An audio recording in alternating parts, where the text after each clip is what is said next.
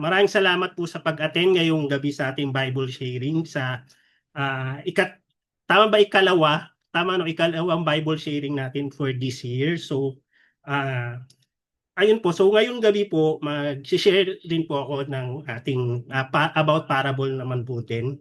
And ayun po, kasama rin po natin si Princess or mas kilala po siya ng lahat bilang Little Shepherd. So di ba man po natin siya namimitor nakikita, nandyan lang po siya para i-support tayo sa ating Bible sharing sa pangunguna niya po. And yun po sa technical side or sa iba po pong aspeto, ah siya po talaga yung punong abala sa ating Bible sharing every Saturday. So hindi ko na po patagalin. Simulan po natin ang ating sharing ngayon sa isang tanong din.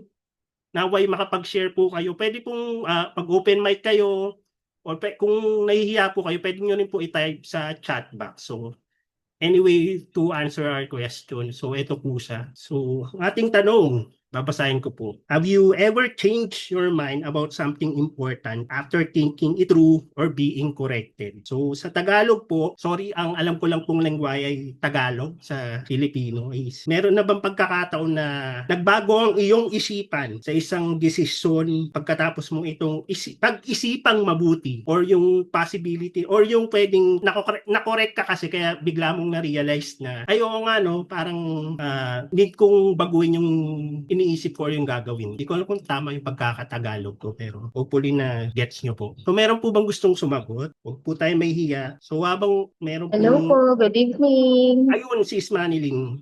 Hello po. Good evening si Gusto ko pong Maniling. i-share yung sa akin kung saan meron na pong nabuo sa isip ko na ito yung goal ko, ito yung magiging decision. Mm. Pero after kong mapag-isipan talaga ng matagal and meron ding mga discussion na narinig sa ibang tao, nagbago talaga. Ito po yung tungkol sa pagpaparank if you're aware po sa sa DepEd. Kasi I'm a Mm-hmm. teacher by profession. So ang plano ko po talaga after kong makapasa sa board exam is magpaparank agad. Tapos pinag-isipan ko din siya ng matagal hanggang sa ay hindi muna siguro. Kuha muna ako ng experience, magtuturo ng private school. Tapos maya-maya may bagong opportunity, hindi ko na naman na-pursue yun. Tapos iba yung company na napuntahan ko ngayon, nagbago na naman. Parang paiba-iba na ako ng plano. At tapos nanghingi rin ako ng sign, ng guidance sa ibang tao sa paligid ko, ng confirmation. Ngayon eto na naman, ranking na naman. Tapos nagbago na naman, sige kuha muna ako ng experience. Sabi kasi ng mga kamag-anak ko rin, kuha muna ako bago magpa-rank. Tapos ayun, yung Mm. kalagayan ko naman dito ngayon sa company, hindi parang ang hirap pa ring umalis. Hindi basta-basta yung pag-alis namin. Then, napapaisip na naman ako, itutuloy ko ba na mag-apply na naman sa private or magstay? Parang gano'n, ang hirap sitwasyon ko ngayon. Kaya, ayun, may mga nagsasabi din sa akin na talagang ipurso ko na yung magturo kasi sayang naman baka mag-expire yung license mo, hindi mo pa nagagamit, mukha ng CPD, gastos naman, ganyan.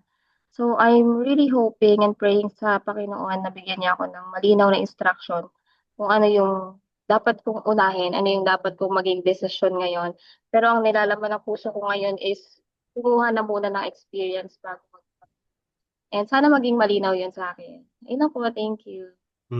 Thank you sis Maniling. Sa first ano pa lang tiba, kumbaga pagsisimula pa ng session natin may natutunan na agad tayo sa sagot ni sis Maniling. Pero nandiyan So, na po sa sa chat, sa group chat po yung sagot ko. sige po, babasahin ko po. Basahin ko po, pero balikan ko muna yung kay sis Maniling. So, yun nga, yung pinaka natanda ko sa sinabi niya is yun nga, sa every decision talaga, important talaga na ipagpipray pa rin natin kay Lord. So, thank you sis Manilyn. Tapos, sinare naman po ni, sorry makalimutin po ako sa name. Babasahin ko po kung ano yung name nyo po sa Zoom po. Sabi ni Infinix X6532. Oo naman, meron akong isang pagkakataon na akala ko talaga na mas mabuti na wag sumali sa isang organisasyon sa paaralan dahil akala ko hindi ako bagay at baka hindi ako makakasundo sa iba. Pero nung kinausap ako ng isang kaibigan at sinabi niya kung gaano karaming magagandang oportunidad at mga taong makikilala doon, sinubukan kong isipin ng maigi at binigyan ko ng pagkakataon. Nalaman ko pala na sobrang saya at marami akong natutunan. mali pala ako sa una kong pag-iisip. So, thank you po sa pag-share. Tama ba si Berling? Tama, no? So, ayun nga, ang ganda rin ng sinabi niya na, yun nga, minsan may mga decision talaga tayo na akala natin is mali, pero pag nandun na tayo is nagiging okay naman pala yung decision natin. So, thank you sa pag-share.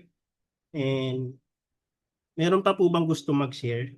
Kasi may gusto rin po akong i-share eh. Ayun, sis Lipa, go. Yun sa akin, have you ever changed your mind about something important? May in-offer kasi sa Cavite na bahay. Mhm. Parang sabi ko, pwede ko yung kunin once na makakakuha ako ng work from home sa office. Tapos, hindi ko alam, kumukuha pa lang ako ng COE. Nagkakaroon na ng problem, tapos hindi na daw makakasama sa promotional, gano'n. Tapos later on, parang na-realize ko na hindi na lang ituloy. Tapos, yun pala, starting this year, mag-o-office na pala ako. So kung kinuha ko talaga yun, sobrang mahirapan ako, given na magre-rent ako dito sa near sa office kasi nagre-rent lang ako eh. So, buti Mhm. na lang hindi ko siya tinuloy. Saka, paminsan kasi naiisip natin na parang ilang taon na, wala pa akong bahay, ganyan. Pero hindi naman nakadepend sa timeline natin, yung timeline ni Lord. Siguro sa right time niya, magkakaroon din naman. Pero sa ngayon, ayoko na lang munang ipilit. Kung ano lang yung kaya ng finances. Yun lang. Mhm. Yun. So, Nice. nag-change ako ng mind. Buti hindi ko sa tinuloy. Kasi Mhm. parang blessing in disguise, pinag-pray ko siya.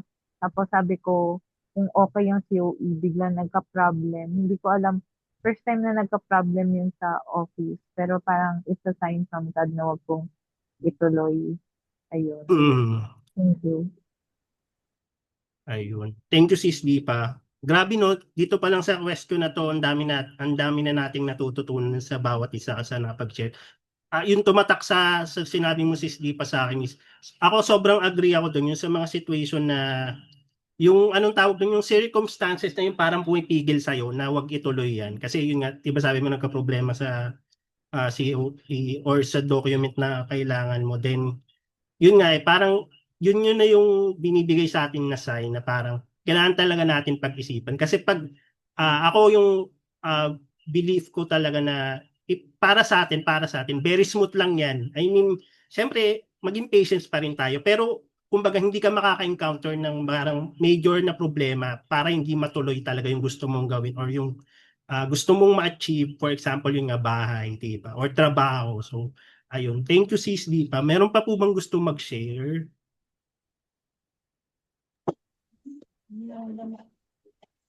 If Hello wala, po. ay hello. If wala na po, mag-proceed na ba ako, Little Shepherd? Ayun, thank you, Little Shepherd. So, before ako mag-proceed, balikan ko lang po yung sinabi sa chat ni Little Shepherd kasi yung nagtanong si Brother Ray kanina. So, ayun, yung non-denominational po. Sana tama yung pagkakabasa ko, no? So, non-denominational po tayo dito, meaning yun nga po, wala naman po specific na church or kung ano. So, everyone, welcome po. Then, biblical based and focus tayo kay Jesus. Amen. So, ayun po. So, ito na po tayo sa exciting part ng ating sharing. So, ang isi-share ko po ngayong gabi ay Parable of the Two Sons. So, basahin lang po natin siya. At di ko pala siya mabasa dito sa phone ko. So, pwede niyo po akong sabayan. Pero if you feel na gusto niyo po siyang basahin on your own, wala pong problema. So, from Matthew chapter 21 verses 20 to 32. Babasahin ko po siya sa NLT version. But what do you think about this? A man with two sons told the older boy, "Son, go out and work in the vineyard today." The son answered, "No, I won't go," but later he changed his mind and went anyway. Then the father told the other son, you go. And he said, yes, sir, I will. But he didn't go. Which of the two obeyed his father? They replied, the first. Then Jesus explained its meaning. I tell you the truth, corrupt tax collectors and prostitutes will get into the kingdom of God before you do. For John the Baptist came and showed you the right way to live, but you didn't believe him, while tax collectors and prostitutes did. And even when you saw this happening, you refused to believe him and repent of your sins. So this is our word for the day. And let's have at least 1 minute po ng quiet time para po makapag-reflect po tayo sa verse na to. Hello po. Nandito pa rin po ba kayo sa ating session? So, eto po yung verse po natin ngayon tonight is yung Matthew 21 verse 28 to 32. So, para po magkaroon kayo ng context kung ano po talaga yung kumbaga background ng ating verse is, thank you nga pala muna sa ating sponsor, ChatGPT, for this image. So, actually, nag-create lang ako ng nag-prompt lang ako din. Hindi ko sure kung sobrang accurate niya. So, may disclaimer po ako. Hindi ko po sinasabi, ito talaga eksaktong scenario nun. Pero, para po sa kaalaman ng lahat, and mga kapatid, pwede niyo po kung i-correct or mag-chat po kayo kung mas alam niyo yung mga details about this parable na to is, si Jesus kasama yung mga disciples niya, is papunta sila ng temple. Tapos, yun nga, maraming nangyari sa temple. Tapos, tapos na-encounter niya, syempre, na-encounter niya mga Sadducees, Pharisees, or yung mga religious people, quote-unquote, sa temple na yun. Tapos, dun niya na shinare yung mga, hindi ko lang matandaan exactly kung parang, alam ko parang, ano na siya, ini-interrogate talaga yung term ko. Yung tinatanong na siya, ng mga, yun nga, ng mga, ang term na lang po na gagamitin ko, religious people, for the Pharisees, Sadducees, yung parang hindi naman parang actually parang wala naman atang anong tawag dito. Hindi naman nagkagulo, pero more of siguro yun nga kasi nga 'di ba alam naman or yung sa mga nakapagbasa na po ng Bible or alam yung kwento ni Jesus is yun nga parang hindi ayaw nila kay Jesus kasi nga si Jesus kiniklaim niya 'di ba siya nga yung taga-save or yung savior ng mga Jewish people o ng Israel. Then, ayun nga, sa part na to, dinidiscuss, ang sinishare ni Jesus to doon sa mga religious people or religious leaders ng mga panahon niya. So, sa kanila niya talaga directly sinishare yung parable na to, yung parable of the two sons. So, ayun po yung konting background about the parable na to kung bakit siya sinishare na ni Jesus dun sa part na yun. Then, yung representation niya, i-highlight lang natin yung sa verse ng match ng from 28 to 30, kung hindi ako nagkakamali. Teka lang po, nawala ako sa Zoom. Ay, nandito pa rin pala ako. So again, thank you ulit sa ating sponsor sa ChatGPT for this image. So sa left side, tama ba? Or right side, no? Basta yung may older man tapos kasama yung isang lalaki, siya yung father, then yung older son. Then yung sa gitna, yung vineyard. And then dun sa right side or left side nyo is yung younger son or yung second brother. So ano ba yung nire-represent ng mga yan? So simulan muna natin sa father. Si father, nire-represent niya si God. Yun po yung representation ni father dun sa parable. Then si older son, nire-represent niya yung mga tax collectors and mga prostitutes. So nung part na yan, during that time, nung sinishare pa yung parable. Pero kung i-adapt natin for this generation or sa panahon natin ngayon, is sa mga sinners. Para mas makarelate po tayong lahat. Then, Yung gitna, yung vineyard, Kingdom of God or yung kingdom. So, actually, nung nag-research po ako, marami rin siyang representation. Pwede rin God's work or pwede rin itong earth kung nasan tayo ngayon or kung saan tayo nabubuhay. Pero majority po nung ni-research ko po siya about sa God's kingdom sa yung vineyard. Yun yung representation niya. Then lastly, yung second son or yung younger, ang nire-represent niya is yung mga religious leaders during that time. So, yan po yung representation niya. So, kung itatanong nyo bakit ba mahalaga na inaalam natin kung yung mga representation sa mga parable. Kasi yung parable, hindi lang siya nagre-represent something na gusto lang ni Jesus mag-share lang siya ng mga parable.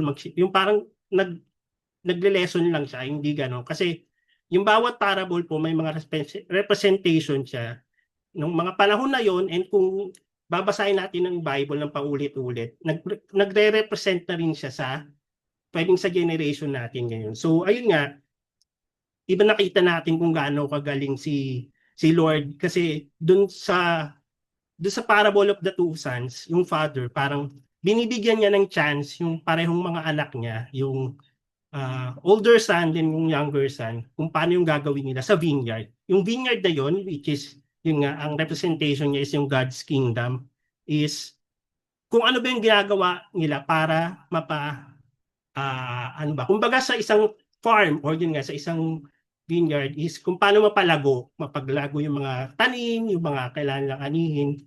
Yun yung kailangan gawin kasi ng mga anak niya. So yung mga anak na yan, yun nga, yung representation nila, it is something to do with us na rin, na which is makaka-relate tayo. Kasi yun nga, yung younger son, diba, nire-represent niya yung mga religious leaders. So kung i-adapt natin siya ngayon, i-adapt po kasi ayoko po i-quote nyo ako na sinabi ni Brother Vance, ito yung meaning niya. Kasi yung parable po, pwede siya magkaroon ng iba't ibang anong tawag dito?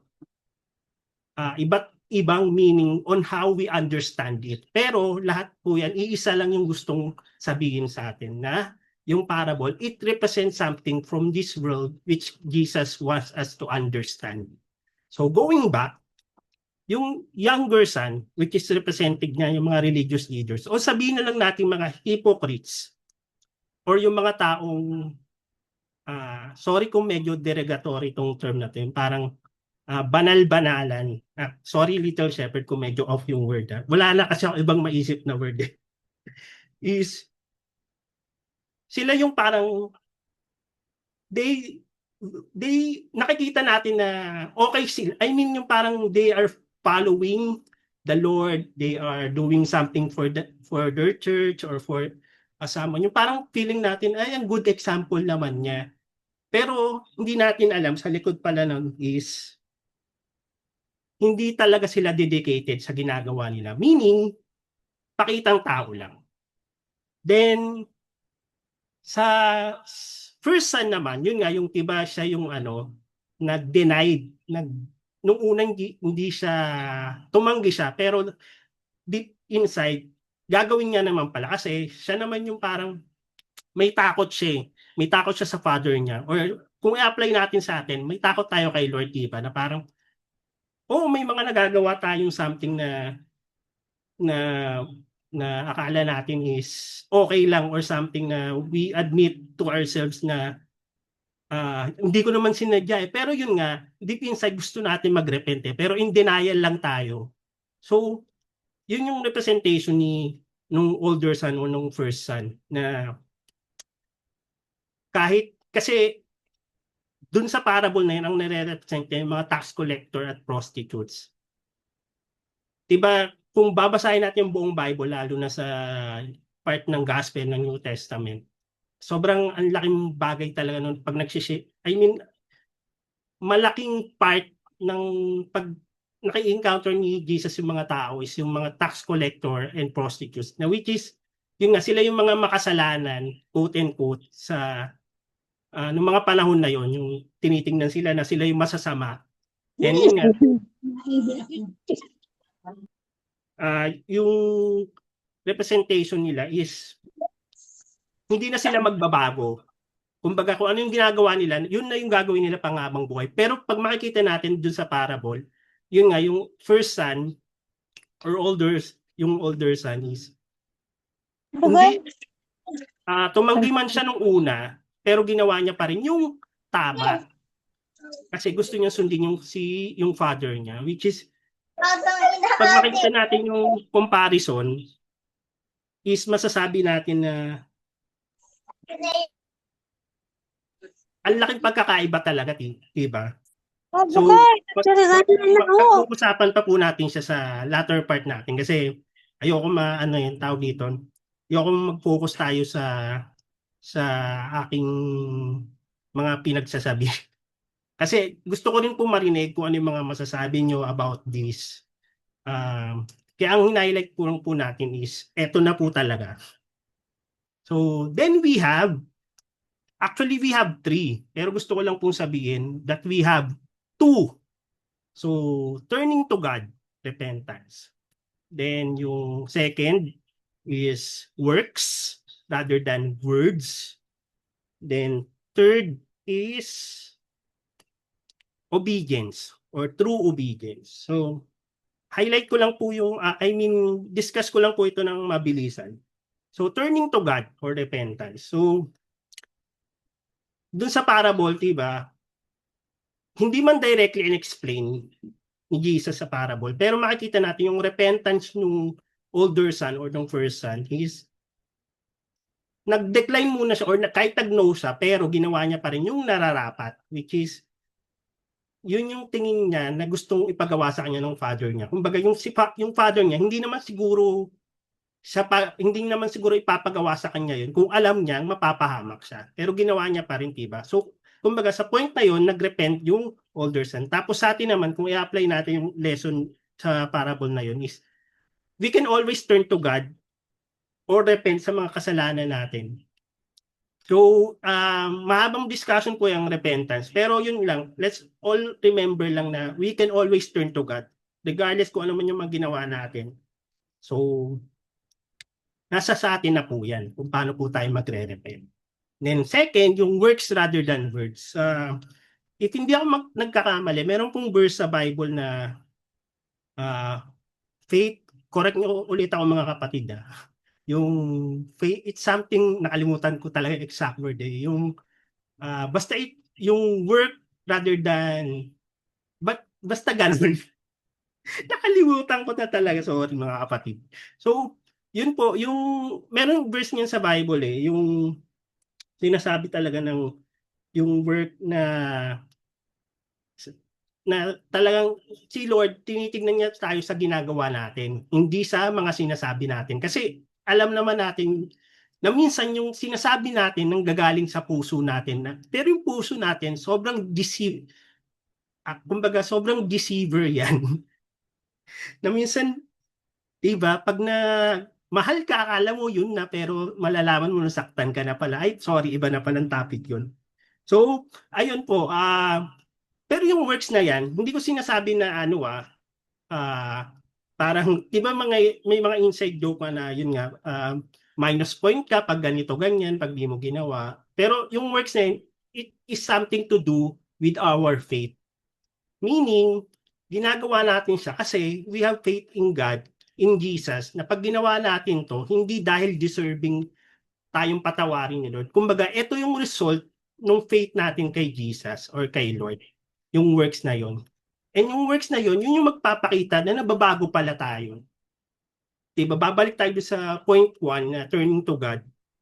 Kasi yung words, pwede kong sabihin ngayon na, ay, ako nagsisimba ako every Sunday, volunteer ako. Ano lang po to sample lang. Volunteer ako sa church, buong araw tuwing Sunday nasa church lang ako Kumbaga, di ba kung isipin nyo, ay, yung works niya sobrang na. Kumbaga, 100 plus points na siya sa langit. Pero,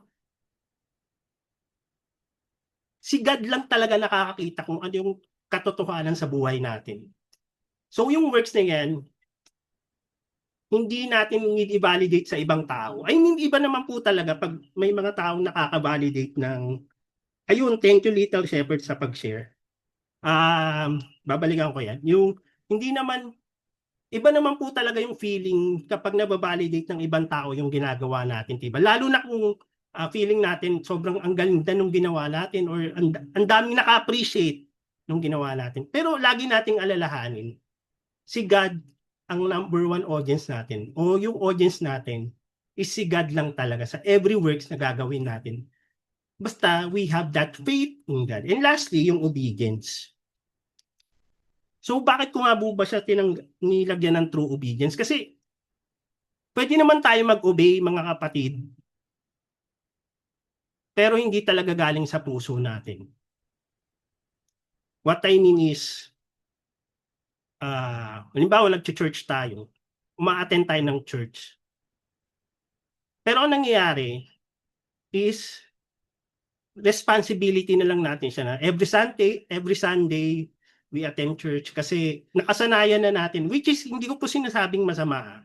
Hindi ko sinasabing masama mga brothers and sisters. Pero, dapat i-check din natin sa heart natin, bakit nga ba tayo uma-attend every Sunday sa church? Kasi nga ba, dahil ino-obey natin na sinabi yun ni Lord. We must really search our heart or deeply understand kung ano yung gusto talaga ipagawa sa atin, Lord. So, yung obedience, diyan na papasok bakit nga ba tayo nag-o-obey? Dahil ba sa yun yung nakasanayan natin or yun yung tinuro sa atin, we must need to understand kung bakit nga ba need natin mag-obey. Hindi dahil sinabi lang ng ibang tao, hindi lang sinabi ng pari or ng pastor or someone na ina-idolize natin or tinitingala natin or sinabi lang ng mga magulang natin. We must really understand the word obedience of having obedience to God, not because it is our responsibility, but because we have faith in God that He will accept us and also yung dun magpapatunay na our relationship to God is personal talaga. So another topic na naman po yan, usapan. And 7:41 na, ayoko po overtime. So ayun po. So reminder lang po to na we have 2 points. Yung turning to God, works rather than words, and obedience. So next slide ko po, mag-iiwan lang po ako ng isang kataga talaga or quote. Di ko matandaan Tagalog sa quote. So eto po, we repent not simply to do good. We turn away from sin because true obedience is knowing that we have a God who transforms our lives from the worst to the best, from nothing to everything. Katropang Marbs. Yan po ang aking tagline sa social media. So ayun po mga kapatid, di ko na siya explain. Pwede niyo po siyang screenshot, pwede niyo po siyang i-share. Basta, ayun po. And thank you din po sa ChatGPT sa pag-correct niyan ng English ko. So, ayun lang po mga kapatid. So, dito na po tayo sa ating last part or sa ating discussion sharing. Ito po, open po sa lahat to sa mga gusto pong sumagot and sa mga gusto po mag-share. Pwede pong open mic, pwede pong sa chat. So, babasahin ko po muna yung mga questions. So, number 1, which son do you find yourself relating to right now? Why do you think Jesus said tax collectors and sinners were entering the kingdom ahead of the religious leaders? So, yan po. Kaya hindi ko po masyadong share yung about sa parable po yan sa verse na yun about it. Kasi yun po, gusto ko rin po marinig yung inyo pong mga ma-share about sa part na yun, sa second question natin. And then, yung last pong question is, what does obedience look like in everyday life? Not just in church. So, ayun po. Open na po para sa lahat. If gusto nyo mag-share. So habang nag-iisip po kung sino po mga gustong mag-share, balikan ko lang yung, ayun, thank you Little Shepherd, sa James chapter 2 verse 17. In the same way, faith by itself, it is not accompanied by action, is dead. Yun. Thank you sis Princess Little Shepherd for that. Yun pala yun, yung faith without action is dead. Yeah. Thank you. Then, sabi ni sis Katrina sa yung James chapter 2 verse 7 to okay, same ano pala siya, ibang version lang, thing to see. So, to faith, if it does not have works to back it up, it is by itself dead. Oh, thank you, sis. Then, ayun, may nag-raise na po ng hand. Go, sis Jenin. Tama ba yung pronunciation ko po ng name ninyo? Hello po, yes po, tama. Good evening, sis. Ayan, good evening po. So, for yung lesson siguro na inaral natin ngayon, try ko sagutin yung tatlo po ng mabilisan. Go lang, no pressure, sis. Take your time. Thank you po. Ayan, sige. Yung number 1, which son do you find yourself relating to right now? Actually, sa dalawa, to be honest, yung dalawang son na yun, nakaka-relate ako. Kasi minsan may mga calling si Lord na kahit yung mga simpleng pag-attend sa mga bagay-bagay. Kunwari, ang sabi ni Lord, umattend ka ng midweek service. Sasabihin ko, sige Lord, attend po ko. Tapos dumating ang time na midweek service, hindi ako maka-attend kasi tinatamad, gano'n, di ba? And meron din, may mga calling si Lord na, may mga utos si Lord na parang natatakot tayo. Pero minsan, may urge sa atin to do those calling kahit na natatakot tayo or ayaw natin gawin kasi feeling natin magfe-fail tayo. Minsan may mga bagay na sige Lord, tatry ko kahit konti, tatry ko. Ganon. So para sa akin, yung sa number 1, dun sa both sa nakaka-relate po ako. Then sa number 2, na kung bakit sinabi ni Jesus na yung mga tax collector and sinners yung mas nakakapasok pa sa kingdom ng Lord kesa sa mga religious leaders. Kasi I believe dahil parang yung mga tax collectors and sinners parang nire-reject nila yung sarili nila eh. Parang, Lord, makasalanan ako. Lord, marumi akong tao. And yun yung parang mas nakaangat sa kanila compare sa mga religious leaders na minsan siguro dahil feel nila leader sila, medyo mataas yung tingin nila sa sarili nila, ganon. Yun yung pinagkaiba ng dalawa. Kaya sabi ng Panginoon, mas nakakapasok pa yung mga tax collectors and sinners kasi aminado sila na marumi sila at hindi sila kumpleto nang wala ang Panginoon. Ganun pa. For number 3, what does obedience look like in everyday life, not just in church? Siguro po, for me personally, ang obedience kasi simple lang, parang kunwari, ang gusto ng Panginoon, simple pero medyo complicated siya. If magigets niyo po yung part na yun. Kasi hindi lahat ng mga iuutos sa atin ng Panginoon yung i-abide natin. Parang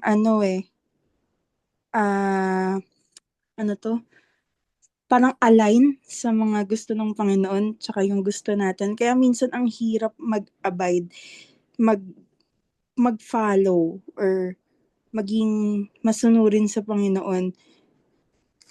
Pero siguro yung look like niya, kunwari, ang sabi ng Panginoon sa atin, anak, sa pag-aaral, katulad sa akin, mag-aral ka ng mabuti. So, ayun, gusto ng Panginoon mag-focus or like, parang ganun mag-focus tayo sa calling ng Panginoon, sa pinapagawa sa atin ng Panginoon sa atin, kahit na hindi siya align sa gusto natin kasi ang mas kinararangal ng Panginoon ay yung ma-align tayo sa gusto niya, hindi yung siya yung ma-align sa atin. So, for me, ayun po yung look ng obedience sa everyday life ko. Yan lang po. Thank you. Thank you, Sis Janine. We appreciate yung shinare mo and pag-answer sa lahat ng questions. Actually, for me, lahat yung may point ka. So, sobrang, especially sa yung sagot mo sa number 2 and yun sa 1, relate din ako na. Yun nga, we can be both talaga eh. So, then sa number 3, uh, so habang naghihintay po tayo ng ibang sasagot pa, ako sa number 3, for me, yung obedience and what does obedience look like in everyday life? It is something to do na minsan nagiging double life tuloy. Hindi ko nakalimutan ko naman yung tamang term, pero may term po doon yung parang kumbaga iba ka sa church, iba ka rin sa, for example, if nagwo-work ka na, iba yung ano mo eh. Kumbaga parang iba yung pinapakita mo, diba? Out of pakikisama. We have our own reason, so hindi ko na po masyado siyang i-discuss. Pero yun nga, yung obedience talaga, it is something na not only we should apply it sa church, but sometimes ako admittedly na hindi ko rin ma-perfect yung obedience na yun. Kaya sobrang need ko si Jesus sa buhay ko. Kumbaga yun nga, nagkakaroon ako ng tendency na iba yung pinapakita ko sa ibang tao, sa church, iba rin sa mga kasama ko sa work or sa mga friends ko outside sa church. Anyway, enough about me na po. So thank you ulit sis Janine sa pag-share. Ayun, marami na tayong nagtaas ng kamay. So bali dalawa po siya. Yung kay Sis Berlin, babasahin po natin siya later. So unahin ko po muna si Brother Ray.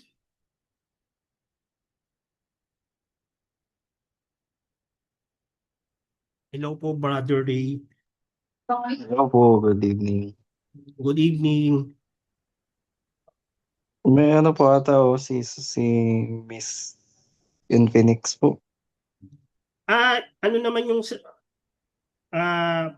basahin ko na lang later. Unahin ko muna yung mga gusto Okay. magsalita. So, una po is which is the number 1. Which son do you find yourself relating to right now?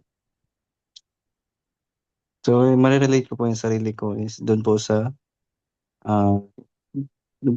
brother na lumayo. Same as me po noon kasi just like doon sa isang doon sa bunso po pa yun, di ba? Tama po. Yung pangalawa or yung panganay? Yung po lumayo. Bunso po yun, di ba? Wait, meaning mo lumayo yung yung tumanggi tapos ginawa niya pa rin? Yun ba yung ibig mong sabihin, bro? Ay, ano po bang ano nga po bang story nito? Kasi doon po Ah, doon sa Parable of the Two Sons 2, bro. Yung sa vineyard. Baka yung tinutukoy mo parable of yung prodigal son. ayan po pala, mali pala po. Hindi, no worries, bro. Okay lang yan. Walang ano. Okay po. So, gusto mo pa rin ba siyang sagutin? Or Yes po. basahin? O, sige.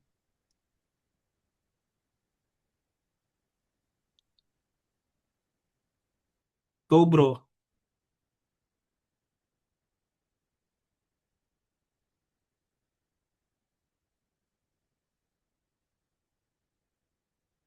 Nawala ata si Brother Ray. So,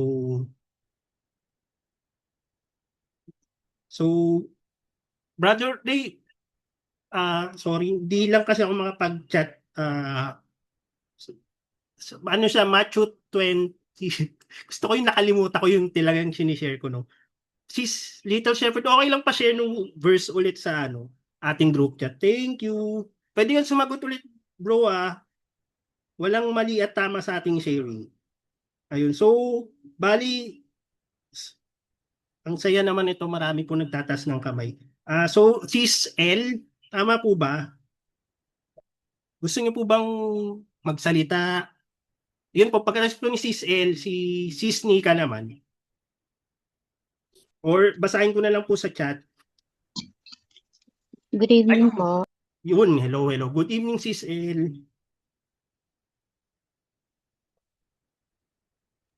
So, ayun po, magandang gabi po sa bawat isa.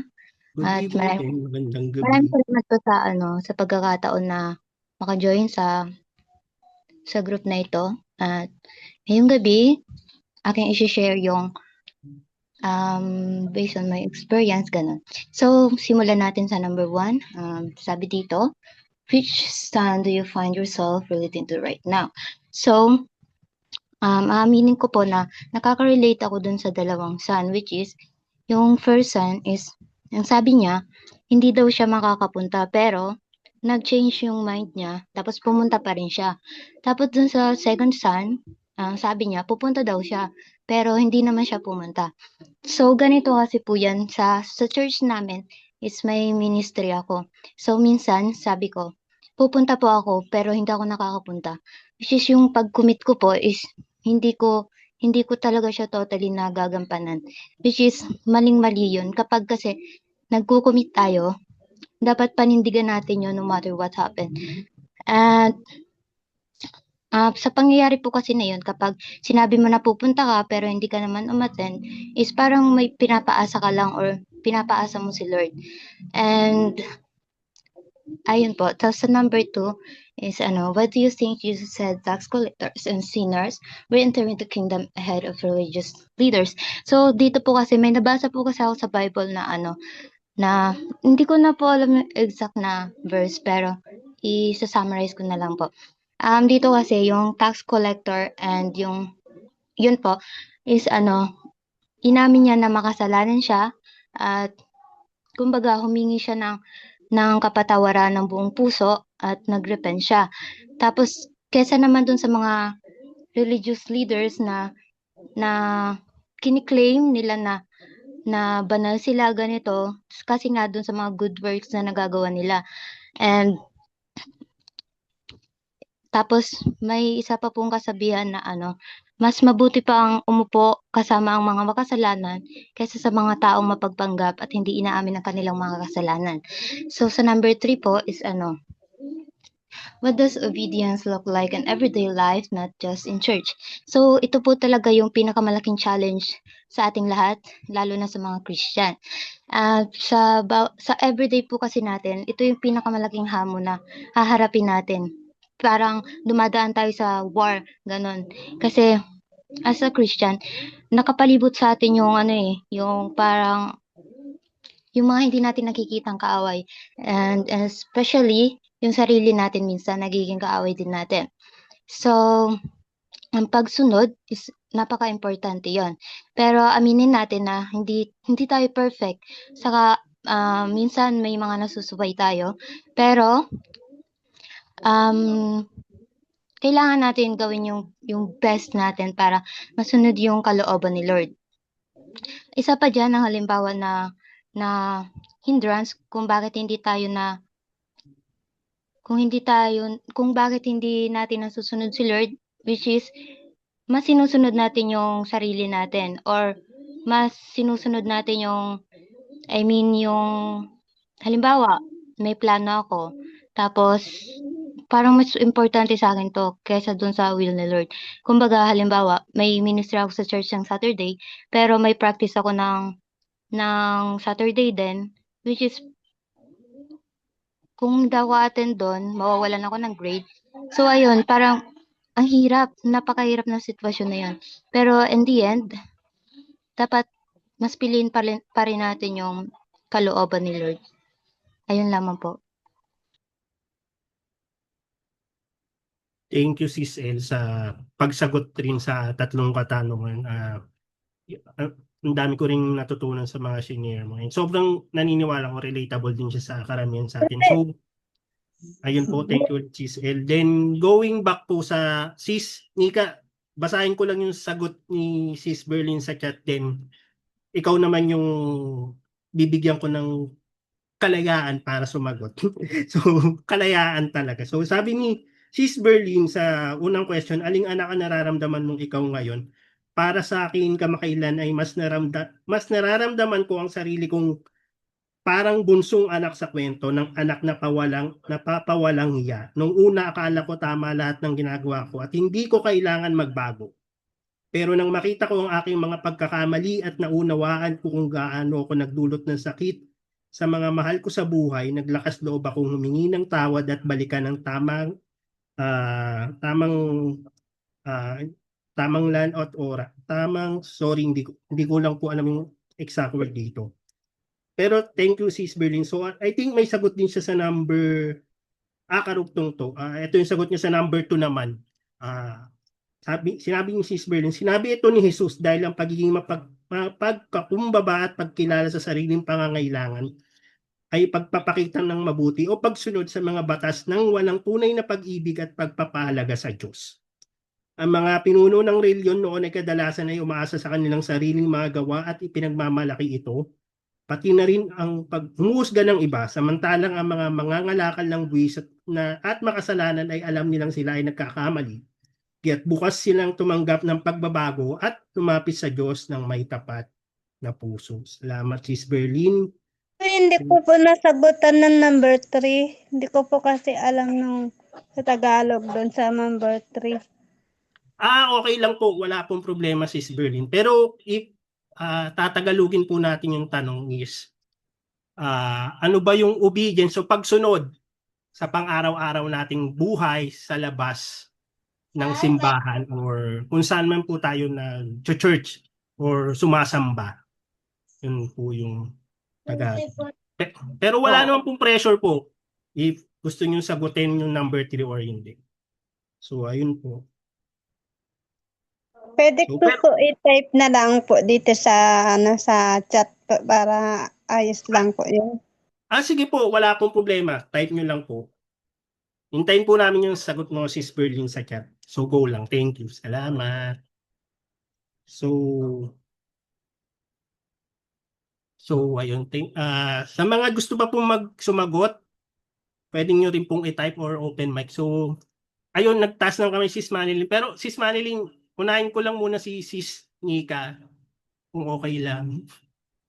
Saya naman maraming natutuwa ako. God bless our session for today. Sobrang blessing. So, Sis Nika, pasensya na sa paghihintay. Hopefully, Okay lang po. Ayun. Thank you, Sis Nika. Thank you sa patience mo. So, the floor is yours. Thank you po. Good evening po sa lahat. Am I audible po? Yes. Naririnig ko naman. Oh, sa first question po, I can relate to both sons po. As we try to navigate our Christian life, we try to make promises to obey and show our faith in God's words. But of course, it's not really a straight pattern. It's not always followed in our daily lives, especially if we have different commitments. And of course, we are on warfare as well between, of course, our flesh. Second po is, why do you think Jesus said tax collectors and sinners were entering the kingdom ahead of the religious leaders?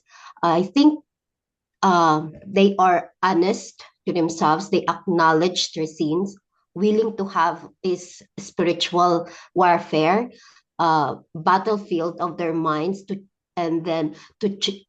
this willingness to change, to obey God.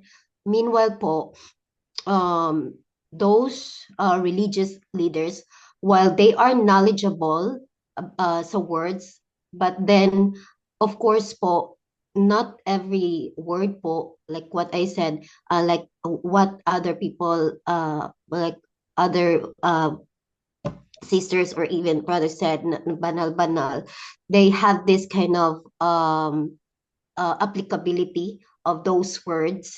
Hindi siya literally nasusunod based on God's words. They are knowledgeable by words, but then, of course, it's not always just by words, it's through actions as well. And plus, while we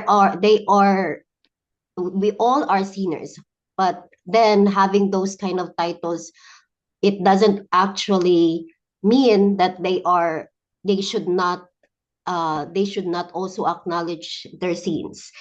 Ayun nga, you have to be humble enough to acknowledge your sins. Next is what I think po the obedience look like in everyday life. This one is kind of complicated and hard for the reason that we have different experiences. But then for me, obedience means following God's words in simple lives, even honoring your parents, loving your neighbors. But of course, we have different experiences po. So I think if it's not a perfect obedience, but then what matters the most is that you have this kind of repentance, you try to change it and then apply it to your daily life. That's all po. Thank you. Thank you, Sis Nika, sa iyong Pero input. nandyan na po. Nandyan na po sa group chat po. Sagot ko sa Sige, Sis Berlin, basahin ko sa after natin marinig yung sasabihin naman ni Sis Manilyn. So, thank you, Sis Berlin. Babalikan natin yung pagsagot sa number 3. So, pero bago yon ulit, maraming salamat kay Sis Nika din. Sis Manilyn, are you still there? Yes po, hello po. Hello. So, hello, Sis Manilyn. So, it's your time to shine. Yes. Sagutin ko rin po yung 3 questions. No? Ayan, sagutin ko lang din Sige. ng mabilis. Kasi yung isa kong klase. Ay, number 1, which son do you find yourself relating to right now? There are times po kasi na may mga gawain na binibigay ang Panginoon na tinatanggihan ko. So, parang nakaka-relate po ako dun sa isa na hindi, pero sumunod pa rin.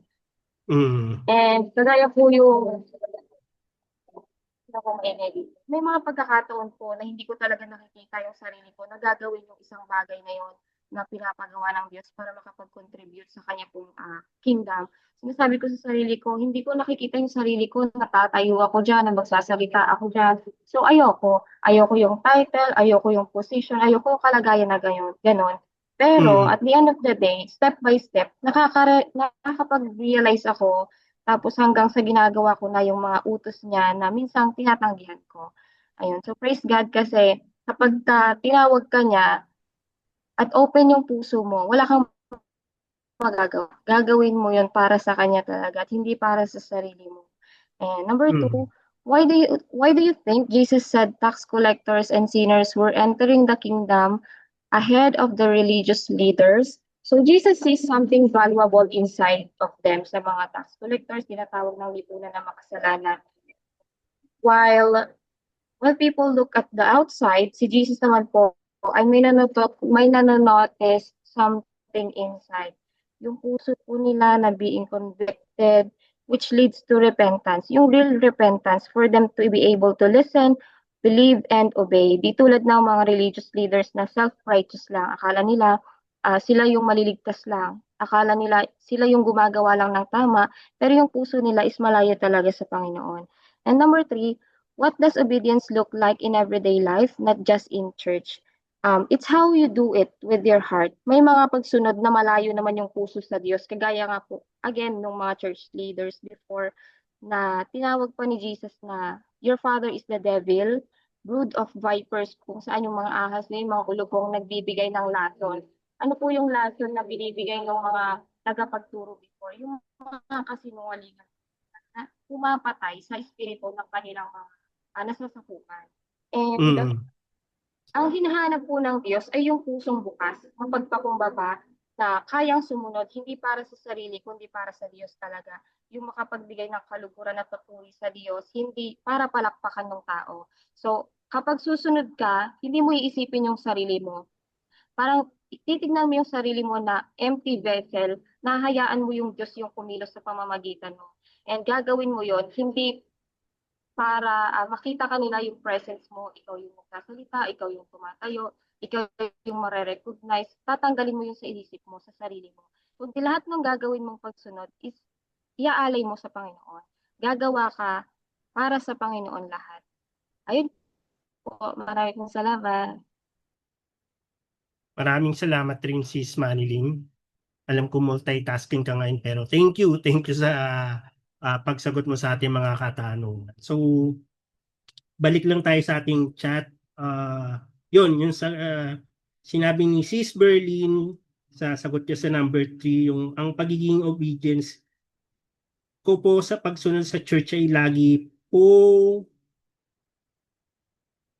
po nating panatiling tahimik at mapayapa na sumusunod sa Diyos para mas mapalago pa itong church. So, amen. Thank you, Sis Berlin, sa pagsagot sa ating mga katanungan. Then, ayun, sabi naman ni Sis Tipa, sagot niya sa number 2, for God, your past does not define you.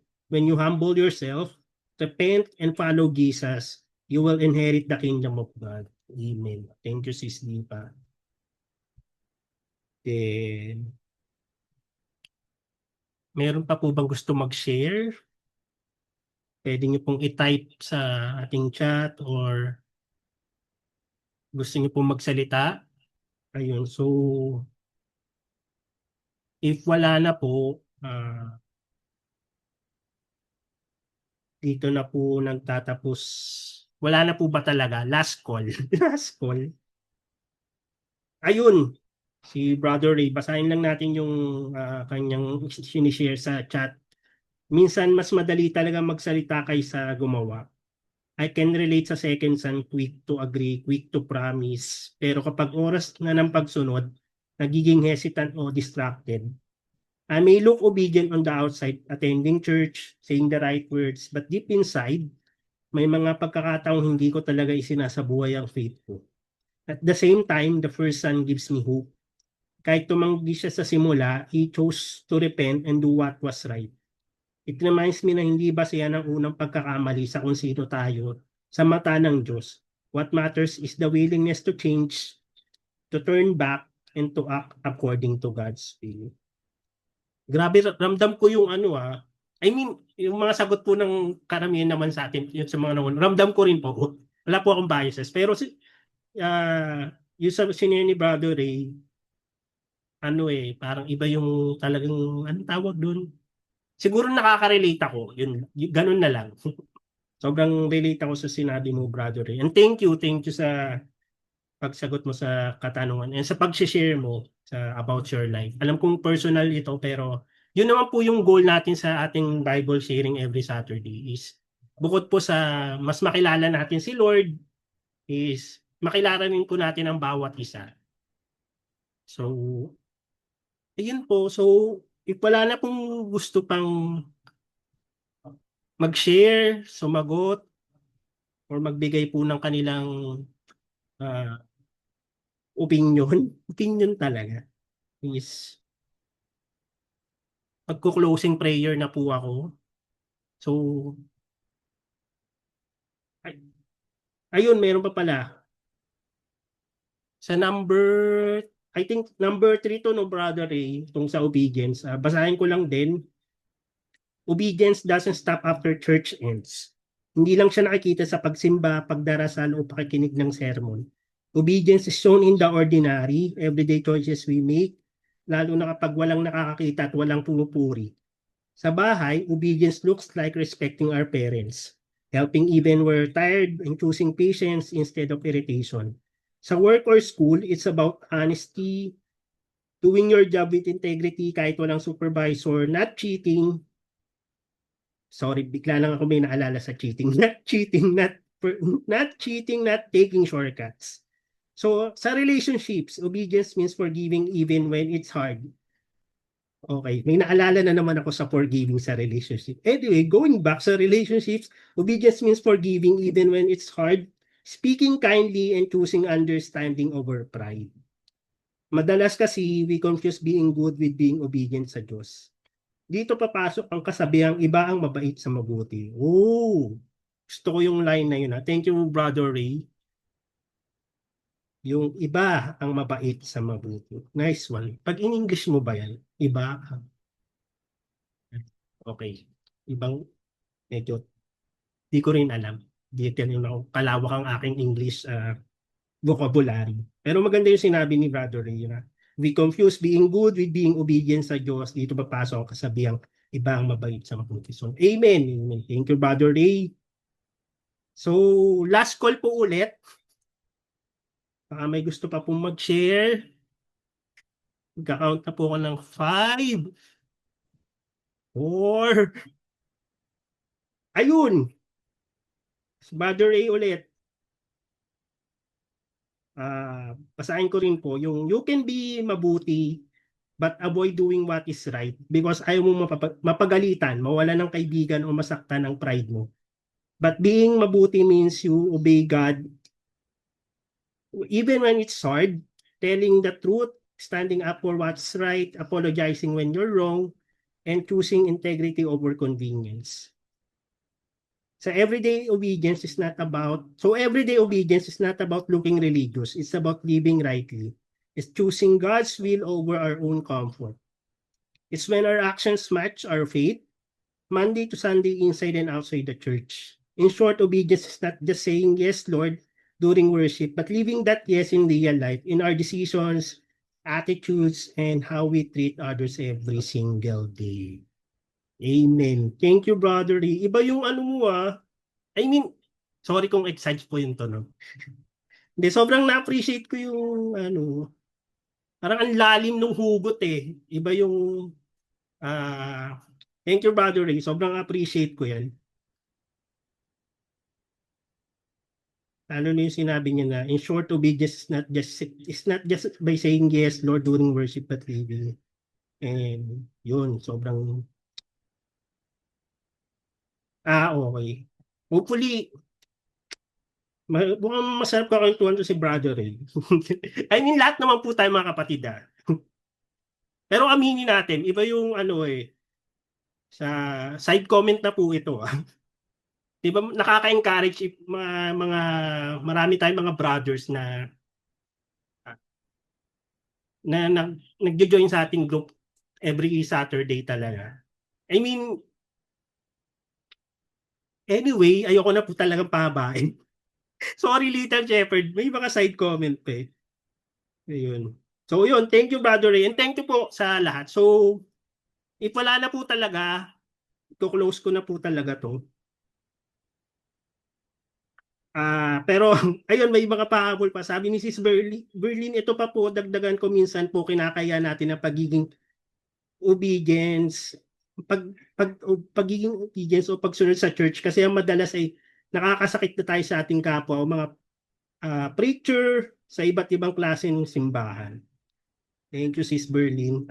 Sabi ni Little Shepherd, after our Bible sharing, message lang kayo sa group chat para magkakilala din kayo dun in message them personally. Oh, nice yan. Totoo yun. Kung wala pa po kayo sa group, feeling ko naman lahat po tayo na nandito nasa group chat na Pero meron pong wala, sabihin nyo lang po. Pero hindi, naka-attend kayo dito so malamang nandun na kayo sa group chat. Yes, Sis L, may gusto ko pang sabihin ba?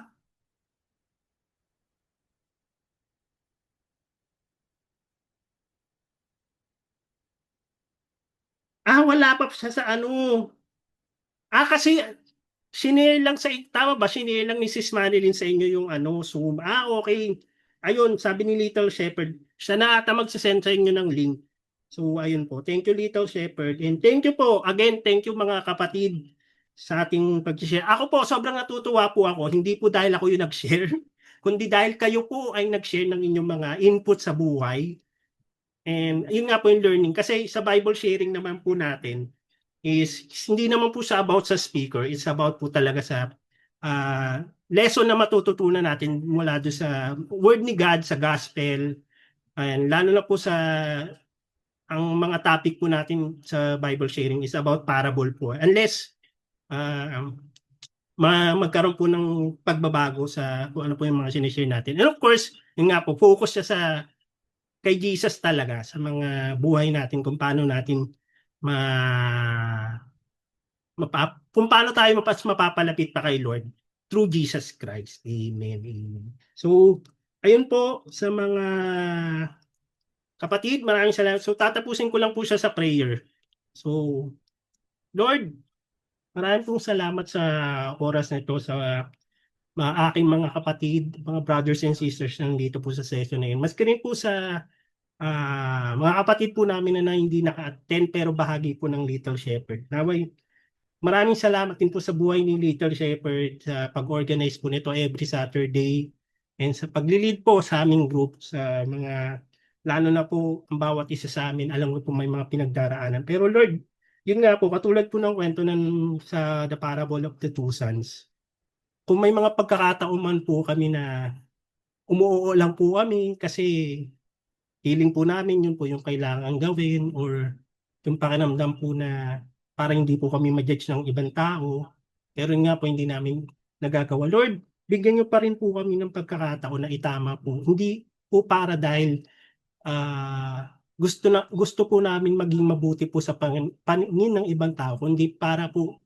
mas lalo pa po kami mapalapit sa inyo sa pamagitan po ng inyong anak na Jesus. And kung may mga pagkakataon lang po na tumatanggi po kami, Lord, maraming salamat pa rin po kasi binibigyan niyo po kami ng pagkakataon na gawin po yung tama. Hindi rin po dahil kailangan po namin siyang gawin para maging maganda po ang tingin sa amin ng iba. Pero dahil yun po yung nararapat namin gawin bilang nananampalataya po kami sa inyo at bilang binibigyan niyo po kami ng kakayanan para magbago, Lord. Naway panatilihin niyo po ang mga puso namin mapagkumbaba sa pang-araw-araw, Lord. Gabayan niyo po kami sa mga oras na kailangan po namin magdesisyon. Bigyan niyo po kami ng wisdom, ng understanding at higit sa lahat ng mga dapat po namin gawin sa bawat desisyon po na tatakin po namin sa buhay-buhay. Hindi lang po sa loob ng church, hindi lang po sa aming mga pamilya, sa aming pag-aaral, sa mga aming trabaho, hindi sa lahat-lahat po ng desisyon, Lord, na aming gagawin. Higit sa lahat, Lord, yung true obedience po, ibigay niyo po sa amin, Lord. Dahil kami po bilang tao, ay sobrang marupok po kami. Hindi po namin talaga kaya na maging sumunod sa inyo ng 100%. Pero yun nga po, Lord, sa pamagitan po ninyo, naniniwala po ako na kaya nyo po kaming baguhin at yung faith po namin is malaking bagay po siya na kaya po namin panghawakan kasi nandyan po kayo para tulungan po kami sa pang-araw-araw. And pray po sa bawat isa na nandito at sa mga kapatid ko po sa Little Shepherd na sa blessings upon blessings, provisions po sa pang-araw-araw. And of course, good health and kung ano man po yung mga pinagdaraanan namin. Lord, sinusurrender na po namin to sa inyo. Kayo na pong bahala. And we always trust that your promises will come true. In Jesus' mighty name, amen, amen. So, ayun, thank you po mga